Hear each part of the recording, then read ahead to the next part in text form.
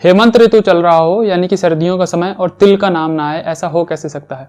हमारे व्यंजनों में महत्वपूर्ण योगदान देता है तिल।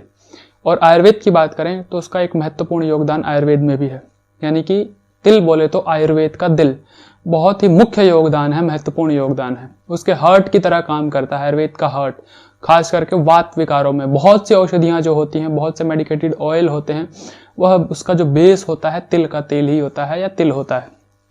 तो इस तरह से इस तिल का बहुत ही महत्वपूर्ण योगदान है हमारी बीमारियों को सही करने में, हमें स्वस्थ रखने में।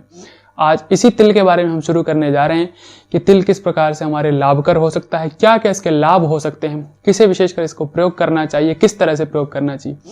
तिल का एक ही वीडियो में समावेश करना बड़ा ही मुश्किल है, इसीलिए तिल पर अलग अलग वीडियोज आएंगी, इसके प्रयोग पर अलग अलग वीडियोज आएंगी, तिल के बारे में अलग आएगी, तिल के तेल के बारे में अलग आएगी। इस तरह से ये पहला वीडियो होने वाला है मुख्य तौर पर तिल की जानकारी के बारे में। तो आइए वीडियो को शुरू करते हैं। सादर प्रणाम, मैं विशाल एक बार पुनः स्वागत करता हूं आपका अपने यूट्यूब चैनल सनातन मार्ग पर।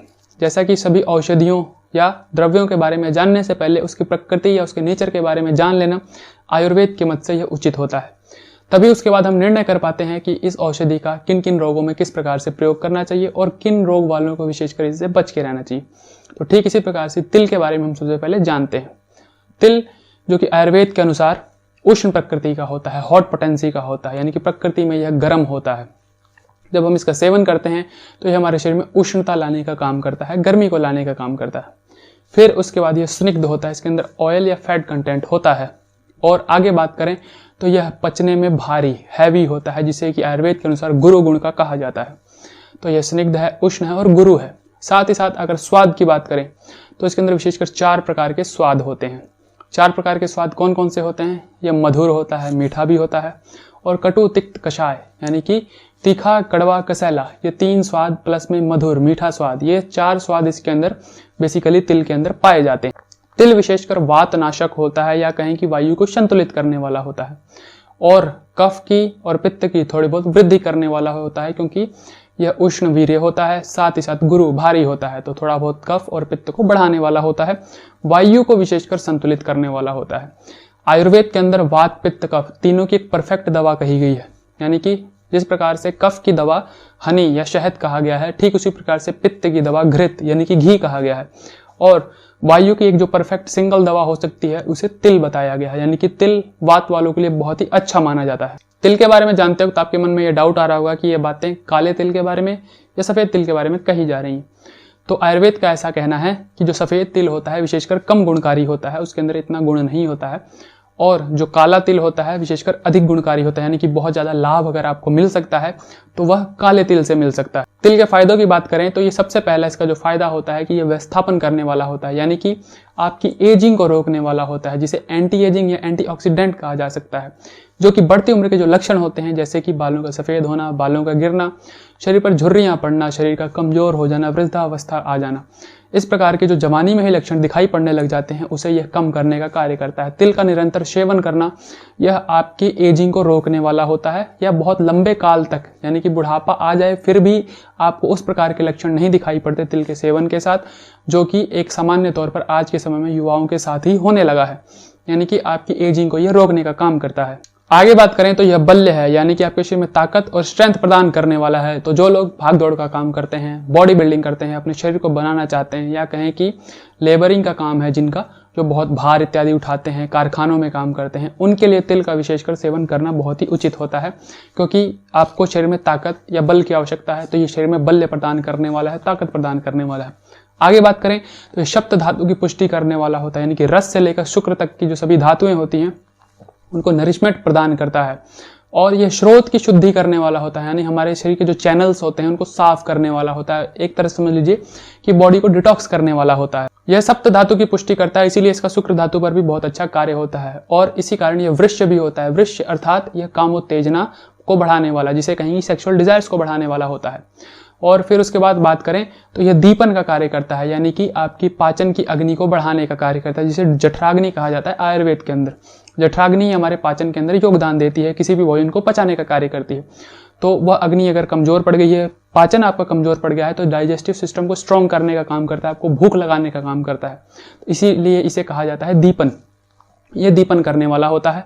फिर उसके बाद बात करें तो मेधावी, आपको इंटेलिजेंट बनाने वाला, आपकी बुद्धि पर बहुत अच्छा कार्य करने वाला होता है, क्योंकि मज्जा धातु जो कि हमारे ब्रेन के लिए जिम्मेदार धातु मानी जाती है, तो उस पर भी इसका बहुत ही अच्छा कार्य होता है। स्मृतिकर, यानी कि आपकी याददाश्त को बहुत अच्छा करता है। याददाश्त का खोना या याददाश्त का कमजोर होना वायु के लक्षण होते हैं, और यह वात पर बहुत अच्छा कार्य करने वाला होता है, इसीलिए आपकी याददाश्त को बढ़ाने वाला होता है। पुरानी से पुरानी चीज़ों को भी आप अच्छे से याद कर सकते हैं, या कहें कि बुढ़ापे से बुढ़ापे समय में भी आप चीज़ों को बहुत आसानी से याद कर सकते हैं, तो आपकी याददाश्त को ये बढ़ाने वाला होता है। फिर उसके बाद इसका अस्थि धातु पर बहुत अच्छा कार्य होता है। एक परफेक्ट कार्य जो माना जाए तो अस्थि धातु पर भी होता है। यह आपकी हड्डियों के लिए, बोन्स के लिए बहुत ही अच्छा होता है।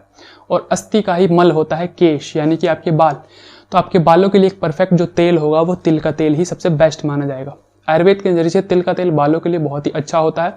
लंबे समय तक काले और घने बाल चाहिए तो आपको तिल का तेल विशेष प्रयोग करना चाहिए। फिर बालों के बाद आता है त्वचा। त्वचा यानी कि आपकी स्किन्स, आपकी स्किन पर अगर ग्लो चाहिए, आपको परफेक्ट स्किन टोन चाहिए, जिसे कि आज के समय में बहुत अलग अलग क्रीम लगाकर, कॉस्मेटिक्स लगाकर प्राप्त किया जाता है थोड़ी देर के लिए ऊपर ऊपर से, लेकिन वो होता कुछ भी नेचुरली नहीं है। धोएंगे सब खत्म हो जाता है, तो उसके कारण बड़ी बड़ी बीमारियां भी आप ले बैठते हैं। तो अगर परफेक्ट स्किन टोन चाहिए, बहुत अच्छी ग्लोइंग स्किन चाहिए, तो तिल बहुत ही आपके लिए अच्छा माना जाता है। स्किन के ऊपर काम करने वाला हमारे शरीर में भ्राजक पित्त होता है, तो पित्त को संतुलित करने वाला, यानी कि भ्राजक पित्त को संतुलित करने के लिए तिल बहुत ही अच्छा माना जाता है। अस्थि धातु से जुड़ी या कहें कि कैल्शियम से जुड़ी हमारे शरीर में एक और बहुत ही महत्वपूर्ण अंग होता है, वो होता है दांत। हमारे दांतों के अंदर कोई भी समस्या आ गई हो, जैसे दांतों का कमजोर हो जाना, मसूड़े हिलने लग जाना, या कहें कि दांतों का झड़ना, टूटना, जल्दी गिरना, या दांत घिस के पतले वगैरह हो जाना, ऐसी कोई भी समस्या हो जाती है तो उसके अंदर तिल बहुत ही महत्वपूर्ण होता है। तिल, विशेषकर काला तिल, उसे 1 चम्मच तिल लीजिए, चबा चबा कर उसका सेवन कीजिए, अच्छे से दांतों के बीच उसको क्रश कीजिए, और फिर उसके बाद हल्के जल का सेवन कीजिए। यह काम आपको खाली पेट करना है। उसके बाद भोजन 1 से 1.5 घंटे बाद ही करना है। देखेंगे कि आपको दांतों से जुड़ी कोई भी समस्या हो, उसका निवारण आपको जल्द से जल्द मिल जाएगा। फिर उसके बाद बात करें तो यह घाव भरने वाला भी होता है। कहीं भी आपको घाव हो गया हो, वो सही ना हो रहा हो, एक काम कीजिए, तिल को अच्छे से सिलबट्टे पे पीस लीजिए, उसका पेस्ट तैयार कीजिए और निरंतर वहां पर प्रयोग कीजिए जहां पर आपको घाव हुआ है, तो उसे भी जल्द से जल्द भरने का काम करेगा। आपके मुख के अंदर भी कई बार घाव हो जाता है, मुंह के अंदर छाले हो जाते हैं, तो उसके अंदर तिल के तेल की ऑयल पुलिंग या गंडूश धारण करना चाहिए, जैसे कुल्ला कहा जाता है। यानी कि तिल का तेल लीजिए मुख में, उसको बराबर मुंह में हिलाइए 2, 4, 5, 10 मिनट, फिर उसको बाहर थूक दीजिए, तो उससे भी आपको उसमें बहुत ही ज़्यादा राहत मिलती है। फिर यह शूल के अंदर यानी दर्द के अंदर बहुत ही अच्छा कार्य करने वाला होता है, विशेषकर तिल का तेल, और तिल भी उसके अंदर बहुत ही अच्छा काम करता है। तो तिल के तेल के बारे में हम आगे की वीडियो में बात करेंगे।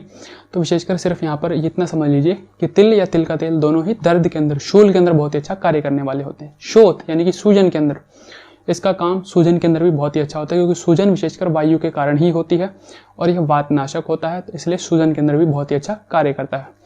यह मूत्र रोगों में बहुत अच्छा होता है, विशेषकर वहां पर जहां मूत्र बहुत ज़्यादा आता है, यानी बहुत ज़्यादा पेशाब आ रहा है, बार बार आपको बाथरूम के लिए जाना पड़ता है। कई चीज़ें होती हैं कि मूत्र कम होता है तो खुल के पेशाब लाने वाली होते हैं, यह थोड़ा मूत्र को संचित करने वाला होता है, रोकने वाला होता है। तो जब मूत्र बहुत ज़्यादा आता है, पेशाब बहुत ज़्यादा यूरिन हो रहा होता है, ऐसी बीमारी में तिल का बहुत ही अच्छा प्रयोग होता है। यह इंटेस्टाइनल वॉर्म्स को समाप्त करने वाला होता है, यानी कृमिघ्न होता है।